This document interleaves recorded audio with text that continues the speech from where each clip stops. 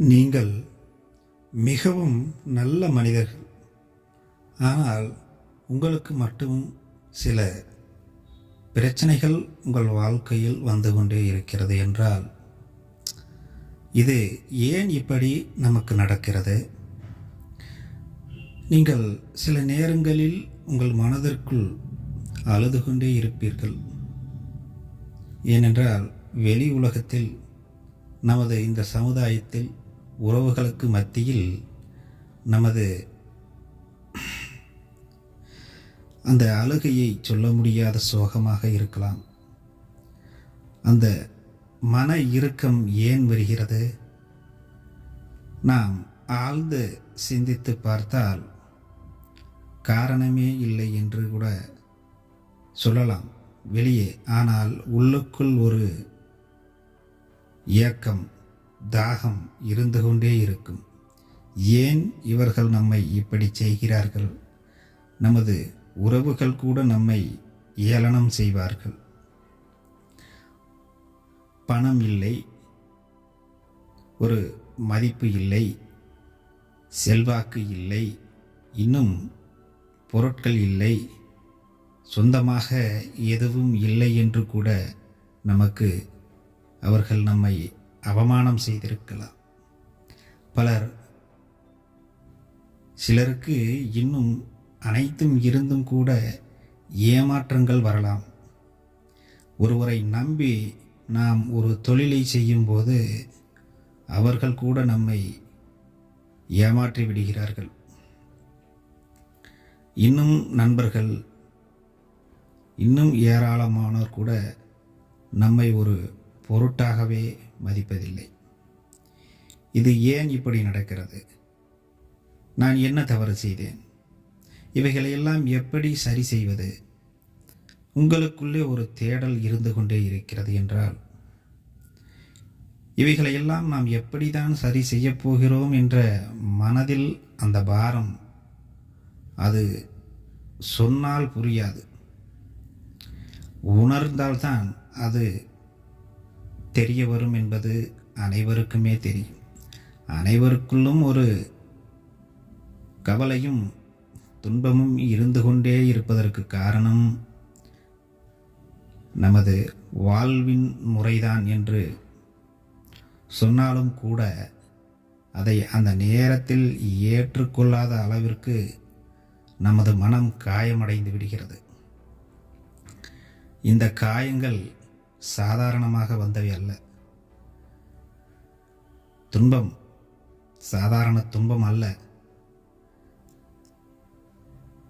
மரணம் வரை சென்று வந்த துன்பமாக இருக்கலாம். நம்மை மதிக்கக்கூடியவர்கள் கூட நம்மை மதிப்பதே இல்லை. இந்த யதார்த்த உண்மையை நாம் முன் வைப்பதற்கு காரணம் என்னவென்றால், ஒருவர் நமக்கு உறவுகள் வேண்டும், நண்பர்கள் வேண்டும், இன்னும் மற்றவர்கள் அனைவரோடும் நாம் இருக்க வேண்டும் என்று அவர்களை நெருங்கி செல்லும்போது அவர்கள் நம்மை ஏளனம் செய்து அவமானம் செய்யும்போது அந்த மனதில் எப்படி காயங்கள் ஏற்படும்? அந்த வலியை அனுபவித்தால்தான் தெரியும் என்று சொல்வார்கள். இது போன்ற அனுபவங்களெல்லாம் ஏன் நமக்கு நடக்கின்றன? இவைகளெல்லாம் எப்படி நாம் சரி செய்ய போகிறோம்? இன்றிலிருந்து இந்த பதிவை பார்க்கும்போது உங்கள் மனதில் பதிய விட்டுக் கொள்ளுங்கள். ஒருவரை மற்றொருவர் மதித்தே ஆக வேண்டும் என்பது ஒரு கடமை அல்ல. அது தானாக வர வேண்டும் என்று நீங்கள் கேட்டிருப்பீர்கள், எங்காவது படித்திருப்பீர்கள். ஆம், நிச்சயமாக அது உண்மைதான். அவர்கள் நம்மை மதிக்க வேண்டும் என்பது கட்டாயம் அல்ல. அதற்காக நாமும் அவர்களிடம் சென்று அவமானப்பட வேண்டும் என்பதும் சட்டமல்ல, கடமையும் அல்ல, கட்டாயமும் அல்ல என்பதை தெரிந்து கொள்ளுங்கள். ஒருவர் நம்மை புறக்கணிக்கும் போது அவர்களை நாம் புறக்கணித்தே ஆக வேண்டும். ஒருவர் நம்மை நிராகரிக்கும் போது அந்த இடத்தில் உங்களுக்கு என்ன வேலை? என்ன வேலை நண்பர்களே?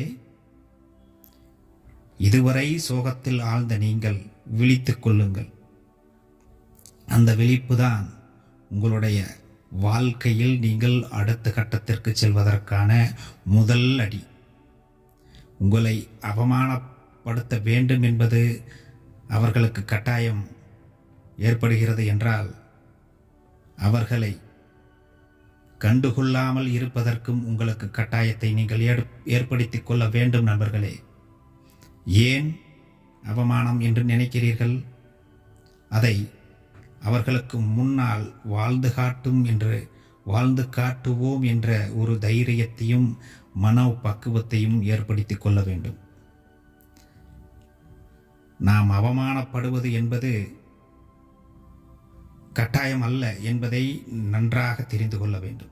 அவர்கள் நம்மை புறக்கணிக்கிறார்கள் என்று தெரிந்தால் அந்த இடத்தில் இருந்து நாம் புறக்கணிக்க வேண்டும். அந்த இடத்தை, அந்த மனிதர்களை, அந்த உறவுகளை, யாராக இருந்தாலும் சரி, எப்படிப்பட்டவர்களாக இருந்தாலும் சரி, நாம் அந்த இடத்திற்கு செல்லக்கூடாது என்றால் செல்லக்கூடாது.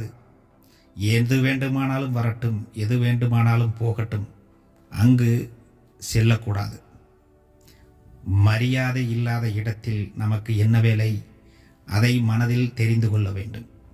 அவர்கள் அவமானப்படுத்துகிறார்கள் என்று தெரிந்தும், நம்மை கண்டுகொள்ளுவதில்லை என்று தெரிந்தும் மீண்டும் ஏன் செல்கிறீர்கள்?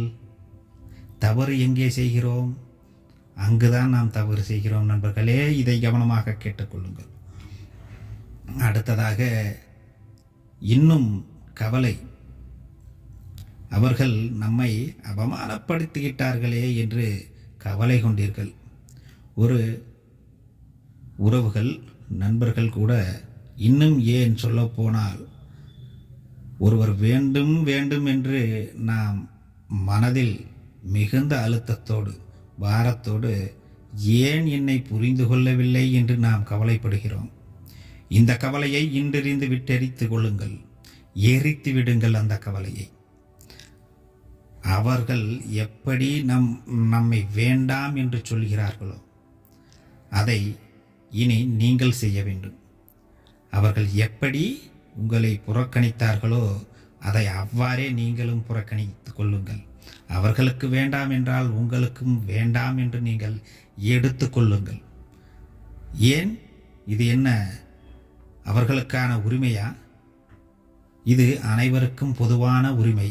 யாருக்கு யார் வேண்டும், யார் வேண்டாம் என்று தீர்மானம் செய்வதற்கு அவர்களுக்கு மட்டும் உரித்தான தனி உரிமை அல்ல. இது அனைவருக்கும் பொதுவான விதிகள் பிரபஞ்சத்தில் இருக்கிறது. உங்களுக்கு பிரபஞ்சம் காட்டுகிறது, அவர்கள் இப்படிப்பட்டவர்கள், அவர்களிடம் செல்ல வேண்டாம், உங்களுடைய இலக்குகள் வேறு, இந்த பாதையில் செல்லுங்கள், உங்களுக்கு ஆனவர்களிடம் நீங்கள் சென்று பழகுங்கள் என்று பிரபஞ்சம் உங்களுக்கு அடிக்கடி ஒரு சிக்னலை அனுப்பி கொண்டே இருக்கிறது. உங்களுடைய பாதை வேறு, உங்களுடைய நிலை வேறு, உங்களுடைய தகுதி வேறு, உங்களுடைய திறமை வேறு என்று பிரபஞ்சம் காட்டிக்கொண்டே இருக்கிறது. ஆனால் அவற்றை புறக்கணித்து மீண்டும் மீண்டும் அவமானப்படுவதற்காக நீங்களே உங்களை தயார் செய்து கொண்டிருக்கிறீர்கள். அப்படி நீங்கள் எடுத்துக்கொண்டால் இப்போது எங்கு தவறு செய்கிறீர்கள் என்பது உங்களுக்கு நன்றாக தெரியும் நண்பர்களே. இது ஒரு சாதாரண விஷயம் அல்ல. பிரபஞ்சம் நமக்கு இவர்களை நீங்கள் புறக்கணித்து கொள்ளுங்கள் என்று சொல்லும்போது அதை நாம் செய்தால் அடுத்ததாக இந்த பிரபஞ்சம் நமக்கு என்ன செய்யும்? அடுத்த நபர்களை நமக்கு காட்டும். ஒரு புதிய பழக்கத்தை, ஒரு புதிய தொழிலாக இருக்கலாம், உத்வேகமாக உங்களை செயல்பட வைக்கும் நண்பர்களே. அது தானாக இழுத்துச் செல்லும். பிரபஞ்சம் என்பது நாம் எப்படிப்பட்டவர்கள், நமக்கு என்ன வேண்டும், என்ன கொடுக்க வேண்டும் என்பதை நாம் இந்த மண்ணில் பிறந்த உடனேயே கருவில், ஏன் இன்னும் சொல்லப்போனால் கருவில் இருந்து கூட நமக்கு இந்த மனிதர் இதை செய்ய வேண்டும் என்பது பிரபஞ்சத்தின் நியதியாக கூட இருக்கலாம். அப்படி நாம் பிரபஞ்சம் தரும் அனைத்தையும் அதாவது பிரபஞ்சம் நல்லதையே சொல்லாது. அவர்கள் நம்மை அவமானப்படுத்தியவர்கள் கூட அந்த இடத்தில் அவர்கள் நல்ல மதிப்பை கொடுக்கும் போது உங்களுடைய மதிப்பு, அதாவது உங்களுடைய திறமை, தனித்திறமை என்று சொல்லக்கூடிய ஆக்கப்பூர்வமான அறிவு மலிங்கடிக்கப்படுகிறது. அந்த பிரச்சனைகளும் அவமானங்களும் வரும்போதுதான் அந்த ஆதிக்கம் உங்களுக்கு, அந்த ஆற்றல் சக்தி உங்களுடைய மூளையில் பதிந்து மனதில் ஒரு அழுத்தத்தை ஏற்படுத்தி அது ஒரு வைராக்கியம் போல கம்பீரமாக வெடித்து சிதறும்போது உங்களுடைய மனம் அவற்றை புறக்கணித்து உங்களை வெற்றி பாதைக்கு நாம் வாழ்ந்து காட்ட வேண்டும் என்ற வைராக்கியத்தை ஏற்படுத்தி அந்த வெற்றி பாதைக்கு உங்களை தானாக அழைத்து செல்கிறது. ஆனால் நாம் அதை ஏற்றுக்கொள்வதே இல்லை. மீண்டும் கவலையில் இறங்கிவிடுகிறோம். ஒருவர் நம்மை புறக்கணித்தாலோ அவமானப்படுத்தினாலோ மதிக்கவில்லை என்றாலோ ஏன் என்னை மதிக்கவில்லை என்று கவலையாக இருக்கிறோம். இந்த கவலையை யார் கொடுத்தது? மதிப்பு இல்லை என்றால் இல்லை, அவமானப்படுத்துகிறார்கள் என்றால் அவமானப்படுத்துகிறார்கள். அதுதான், அதோடு நின்று கொள்ள வேண்டும். ஏன் செய்கிறார்கள், ஏன் என்னை புரிந்து கொள்ளவில்லை என்று அழுகையோ அழுகை, மனதிற்குள் ஒரு இனம் புரியாத உணர்வு. ஏன் இப்படி செய்கிறார்கள், ஏன் செய்கிறார்கள் என்று மனதில் அழுது கொண்டே இருப்பது. என்னை புரிந்து கொள்ளவில்லை, எனக்கு மிகவும் கவலையாக இருக்கிறது. ஏதோ ஒன்று செய்துவிடலாம் போல கூட சிலருக்கு தோன்றலாம் நண்பர்களே. இது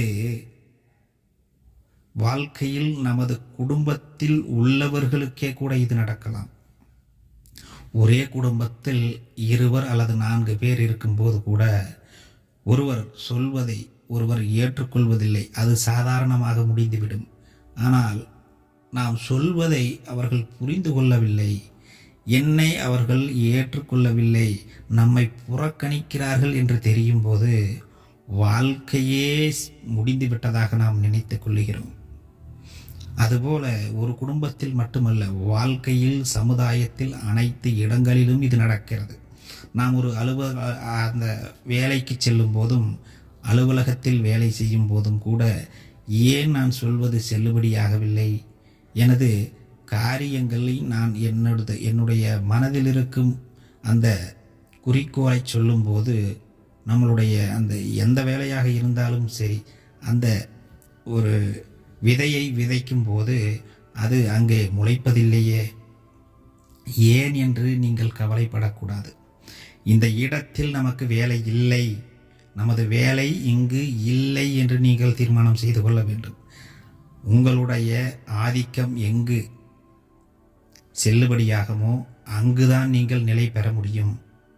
உங்களுக்கு அங்கீகாரம் இல்லாத இடத்தில் நீங்கள் எதை செய்தாலும் உங்களுக்கு அங்கீகாரம் கிடைக்காது. ஆகவே உங்களுடைய வேலையை, உடனடியாக வேலையை மாற்ற வேண்டியது இல்லை. உங்களுக்கான காலமும் நேரமும் வரும். அப்போது சரியாக அதை பயன்படுத்தினால் பிரபஞ்சம் உங்களை தானாக வழிநடத்தும் நண்பர்களே. பிரபஞ்சம் உங்களை அங்கிருந்து வேறொரு இடத்திற்கு மாற்றுவதற்கான வேலையை அங்கே தொடங்குகிறது. உங்களுக்கு அந்த இடத்தில் வேலை இல்லை என்று ஒரு குறிப்பை தருகிறது, ஒரு சிக்னலை அனுப்புகிறது. அதை நாம் சரியாக பயன்படுத்தி சரியான இடம் பெயர்ந்தால் உங்களுக்கு நிச்சயமாக வாழ்க்கை மாறும். அதாவது நீங்கள் பார்த்திருப்பீர்கள், ஒரு சிலர் உங்களுடைய நண்பர்களாக இருக்கலாம், ஏன் நீங்களாக கூட இருக்கலாம், உறவுகளாக இருக்கலாம். ஒருவர் ஒரு இடத்தில் வேலை செய்கிறார், 2 வருடங்கள் செய்கிறார். மீண்டும் நான் அங்கேதான் வேலைக்கு போக வேண்டும், அங்கு மட்டும்தான் வேலைக்கு போக வேண்டும் என்று அவர்களுக்குள்ளே ஒரு சிறையை உருவாக்கி கொள்கிறார்கள். உண்மையாக பிடித்திருந்தால் வேலை செய்யலாம், தவறில்லை. உங்களுடைய வருமானம், பொருளாதாரம், உங்களுடைய ஆதிக்கம் அங்கு செல்லுபடியாகிறது என்றால் நீங்கள் செய்யலாம். ஆனால் உங்களுக்கு அங்கு ஒன்றும் இல்லை. ஆனாலும் உங்களுக்குள்ளே ஒரு சிறையை வளர்த்து கொள்வது, அப்படி வளர்த்து கொண்டு நீங்கள் என்ன செய்கிறீர்கள்? நான் சொல்வதை கேட்கவில்லையே, எனக்கு இது நடக்கவில்லையே, எதுவும் சரியில்லையே என்று மன இறுக்கத்தோடே உங்களுக்குள்ளே பூட்டிக்கொண்டு உங்களுடைய லட்சியங்களையும் புதைத்து விடுகிறீர்கள். இது ஏன் இப்படி செய்கிறீர்கள்? அப்படி செய்யக்கூடாது நண்பர்களே. அது மிகவும் தவறான விஷயம். இதை மக்கள் செய்து கொண்டே இருக்கிறார்கள். 10 வருடங்கள் வேலைக்கு சென்றாலும் உங்களுக்கு அங்கு ஒரு ஆதிக்கம் இல்லை என்றால், அந்த இடத்தில் உங்களுக்கு வேலை இல்லை என்று பிரபஞ்சம் பலமுறை கூறியிருக்கலாம். ஆனால் நீங்கள் அதை புறக்கணித்து உங்களுடைய மனதிற்குள்ளே நீங்களே பாரத்தையும் கவலையையும் ஏற்படுத்தி கொண்டு இதுவரை நீங்கள் புறக்கணித்து இருக்கலாம். ஆனால் இப்போது இவைகளெல்லாம் நடப்பதற்கு காரணம் என்ன என்பதை நீங்கள் தெரிந்து கொண்டீர்கள் என்றால், நிச்சயமாக உங்கள் வாழ்க்கையில் அடுத்த கட்டம் என்பது ஆரம்பமாகும். இந்த வாழ்க்கையில் துன்பம் வரும். இன்பம் மட்டுமே வந்து கொண்டிருந்தால் அது வாழ்க்கை அல்ல. துன்பம் வரும். அந்த துன்பத்திலிருந்து ஒரு பாடத்தை எடுத்துக்கொண்டு நாம் அடுத்த நிலைக்கு செல்வதற்காகவே துன்பங்கள் வருகின்றன. நாம் என்ன செய்கிறோம்? துன்பத்தை மனதில் பதிய வைத்து கொண்டு சிறு சிறு இன்பங்களில் கண்மூடித்தனமாக ஒரு பழக்கத்தை ஏற்படுத்தி கொண்டு நாம் என்ன செய்கிறோம் என்றே தெரியாமல் வாழ்ந்து கொண்டிருந்தால் எப்படி பிரபஞ்சம் நமக்கு அடுத்த கட்டத்தை, அதாவது நல்ல வாழ்க்கையை ஏற்படுத்தும்? நாம் தவறுகள் முதலில் செய்கிறோம் என்பதை ஏற்றுக்கொள்ள வேண்டும். இந்த தவறை நான் செய்தேன், நான் ஏற்கனவே என்னை இப்படி செய்தார்கள், நான் இனி அப்படி இருக்கப் போவதில்லை, அவர்கள் சொல்வதையும் ஏற்றுக்கொள்ளப் போவதில்லை. அதாவது அவமானமாக இருந்தாலும் சரி, எதுவாக இருந்தாலும் சரி, வேலையில் ஆதிக்கம் செலுத்தாமல் இருந்தாலும் சரி அவர்கள், ஆனால் நீங்கள் மாறிக்கொள்ள வேண்டும். யாரையும் எதிர்பார்த்து ஒரு இடத்தில் நின்று கொண்டு இருக்கக்கூடாது. ஏன் நிற்க வேண்டும்? அவர்களுக்கு நீங்கள் வேண்டாம் என்றால் உங்களுக்கும் அவர்கள் வேண்டாம் என்று நீங்கள் தீர்மானத்தை எடுத்துக்கொள்ள வேண்டும். இது யாராக இருந்தாலும் சரி. ஏன் நீங்கள் அழ வேண்டும்? எதற்காக துன்பப்பட வேண்டும்? எதற்காக கவலைப்பட வேண்டும்? இந்த உலகம் அவர்களுக்காக படைக்கப்பட்டதல்ல, அனைவருக்கும் பொதுவாக படைக்கப்பட்டது. அவர்களுக்கானதை அவர்கள் எடுத்துக்கொள்கிறார்கள். ஆனால் உங்களுக்கானதை நீங்கள் எடுத்துக்கொள்வதில்லை. நீங்கள் என்ன செய்கிறீர்கள்? அவர்கள் என்ன சொன்னார்கள், அந்த ஒரே ஒரு வார்த்தையை எடுத்துக்கொண்டு 5 வருடங்கள் 10 வருடங்கள் வரை நீங்கள் கவலையிலேயே சுற்றி கொண்டு இருந்தால் இதற்கு யார் பொறுப்பு? யார் பொறுப்பு நண்பர்களே? இப்போது ஒரு சம்பவம் நடக்கிறது என்றால், ஒரு வார்த்தை அல்லது 2 வார்த்தை சொல்லிவிட்டால் அதையே நீங்கள் ஒரு 10 நாட்களுக்கு மனதில் ஓடவிட்டு கொண்டு உங்களை நீங்கள் துன்பப்படுத்தி கொண்டே இருந்தால், அடுத்தது இன்னொரு பிரச்சனை நடக்கிறது. அதுவும் 1 மாதம் 2 மாதம் என்று நடந்து கொண்டே இருந்தால் பிரச்சனைகள், மனமே உங்களுக்கு எதிர் திசையில் திரும்பிக் கொள்ளும். நண்பர்களே, இதை கவனமாக கேளுங்கள். இப்போது நீங்கள் கவலைப்பட்டு மீண்டும் கவலைப்படுகிறீர்கள், மீண்டும் உங்களுக்கு தீமை விளைகிறது என்றால் இதற்கு காரணம் என்ன? மனம், அதாவது உணர்வு அலைகள் உங்களுக்குள் பாய்ந்து அது பழகிக்கொள்ளும். மனம் பழகிக்கொள்ளும். துன்பத்தை கொடுத்து உங்களை ஒரு நிலைகுலையச் செய்யும் அந்த உணர்வு இருக்கிறதே, அதை அனுபவித்து மனம் பழகிக்கொண்டால் மனம் உங்களை வேறு வேலை செய்வதற்கு விடுவதே இல்லை. இதை நீங்கள் பார்த்திருக்கலாம். ஒரு சிறு விஷயத்தை மீண்டும் மீண்டும் செய்யும்போது என்னாகும்? மனம் பழகிக்கொள்ளும். மீண்டும் அதே நடந்தால் என்ன செய்யும்? மனம் மீண்டும் நம்மை துன்பப்படுத்தும். இது இவ்வளவு விரிவாக சொல்வதற்கு காரணம் இருக்கிறது. இந்த தவறுகளை மக்கள் செய்கிறார்கள். இந்த தவறு சிறு தவறு என்று எடுத்துக்கொண்டாலும் கூட அது மனம் பழகி நம்மை மீண்டும் மீண்டும் துன்பத்தில் ஆழ்த்தி விடுகிறது. அப்போது ஒரு தேவையற்ற ஒரு காரணத்தை கூட மனம் எடுத்துக்கொண்டு நம்மை துன்பப்படுத்துகிறது. அதாவது அதற்கு நீங்கள் கவலைப்பட வேண்டிய அவசியம் இருக்காது, ஆனாலும் நீங்கள் கவலைப்படுவீர்கள். நன்றாக கேட்டுக்கொள்ளுங்கள். காரணமே இல்லை. அந்த ஒரு விஷயத்திற்கு கவலைப்பட வேண்டும் என்ற ஒரு தெளிவும் இல்லை, ஒரு காரணமும் இல்லை, எந்த ஒரு சந்தர்ப்ப சூழ்நிலையும் கூட இல்லாமல் இருக்கலாம். ஆனாலும் நீங்கள் கவலைப்பட்டு கொண்டிருப்பீர்கள். ஏனென்றால் கவலையிலே இருந்து மனம் பழகிக்கொள்கிறது. அப்போது என்ன ஆகிறது? மீண்டும் உங்களை கவலையில் ஆழ்த்துகிறது. உங்கள் வாழ்க்கையையே கவலையாக மாற்றிவிடுகிறது.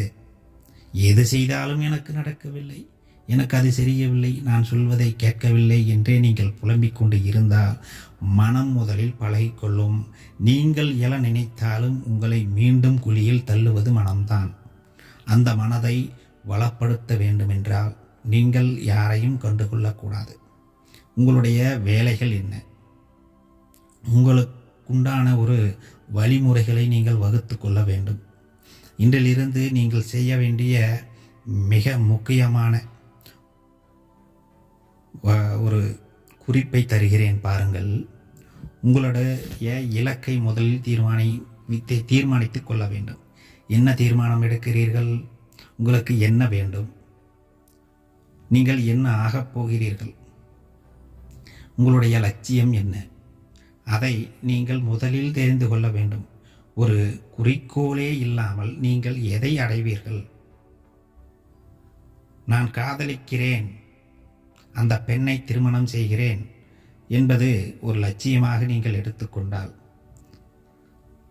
கல்யாணத்திற்கு பிறகு நீங்கள் என்ன செய்ய போகிறீர்கள்? ஒரு லட்சியத்தை அடைந்தால் அடுத்த லட்சியம் என்ன? அதுபோல இது நான் ஒரு உதாரணமாக சொல்கிறேன்.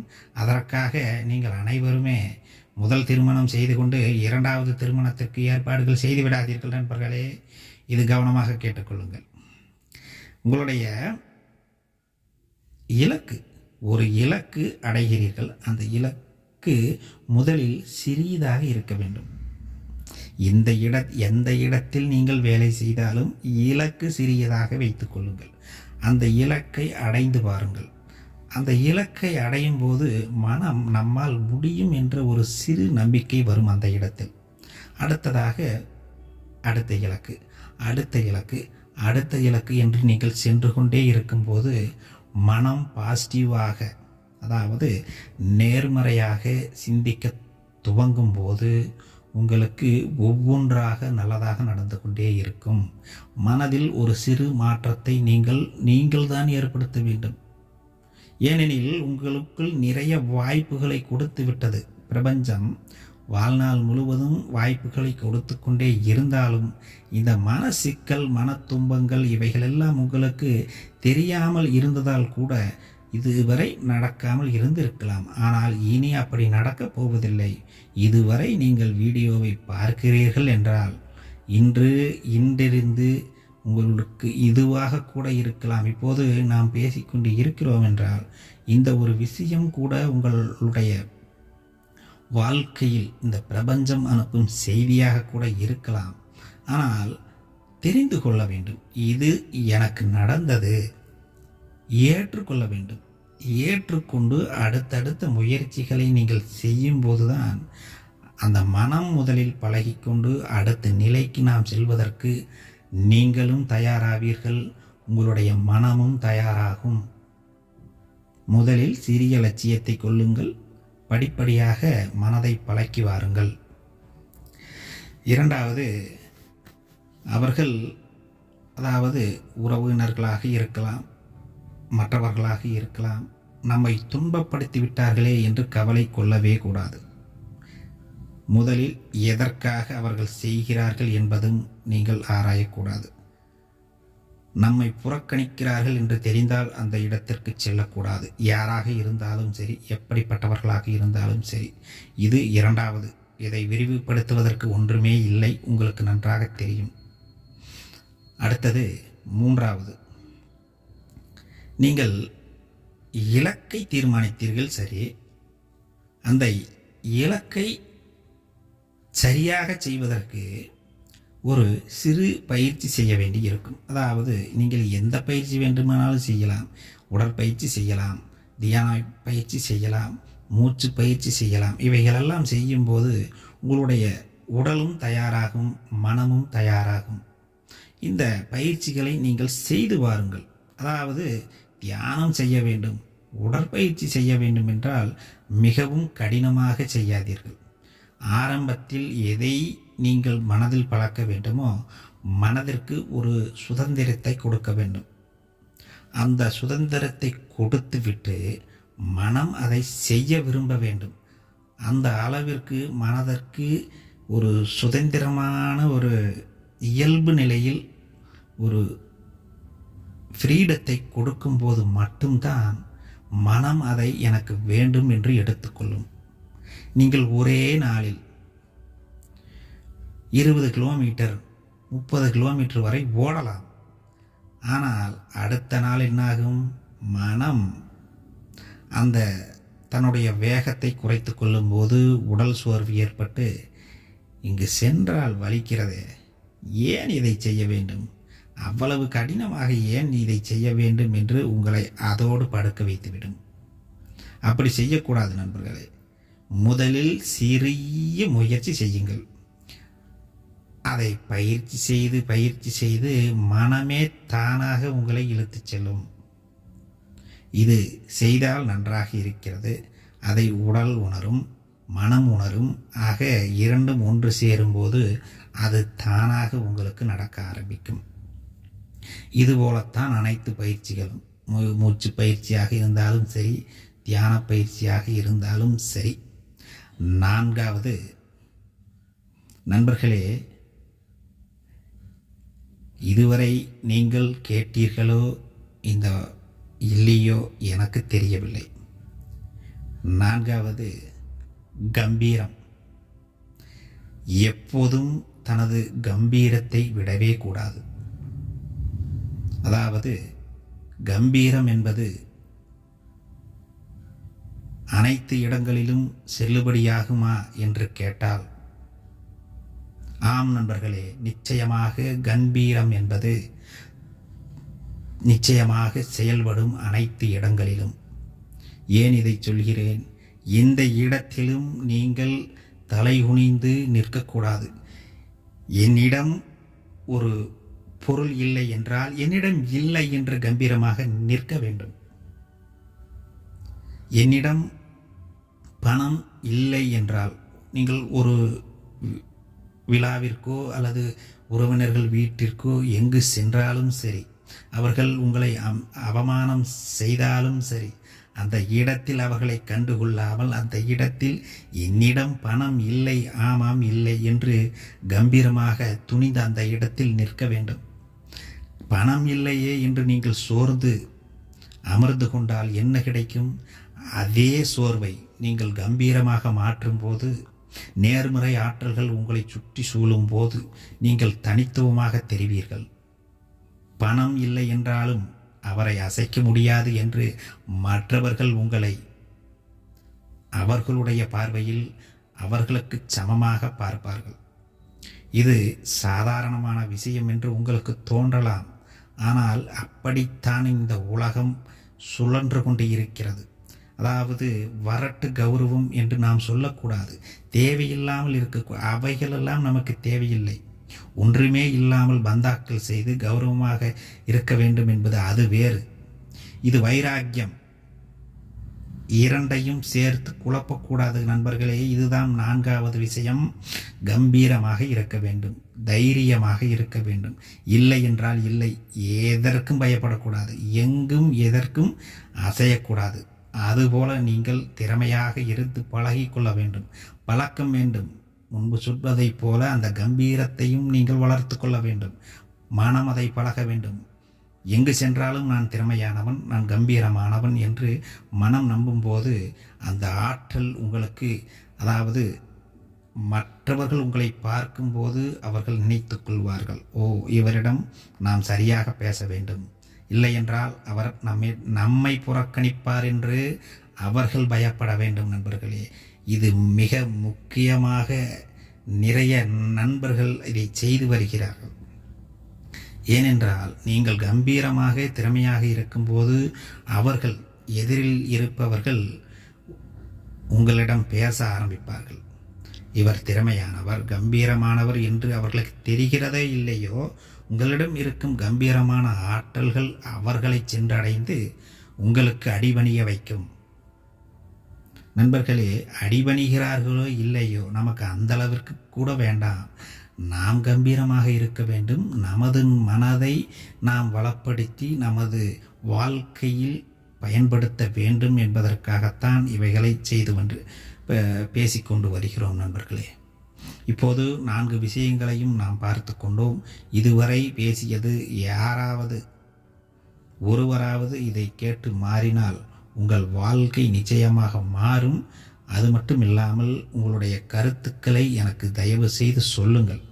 அப்போதுதான் நான் பேசுவது, நான் சொல்வது உங்களுக்கு புரிகிறதா என்று எனக்கு தெரியும். எனக்கு தெரிந்தால்தான் அடுத்தடுத்த வீடியோக்கள் செய்வதற்கு எனக்கு ஒரு உற்சாகமாகவும் அடுத்த என்ன செய்யலாம் என்பதை பற்றி எனக்கு ஒரு புதிய சிந்தனைகள் நிச்சயமாக பிறக்கும். நண்பர்களே, உங்களுடைய கருத்துக்களை தயவு செய்து பகிருங்கள். நான் பேசியதிலும் கூறியதிலும் ஏதேனும் தவறுகள் இருந்தாலும் கூட அதையும் எனக்கு சுட்டி காட்டுங்கள். நான் அந்த தவறுகளை திருத்திக் கொள்ளுகிறேன். நாம் அடுத்த வீடியோவில் நல்ல பதிவாக தொடர்ந்து நாம் பயணித்து கொண்டே இருப்போம் நண்பர்களே.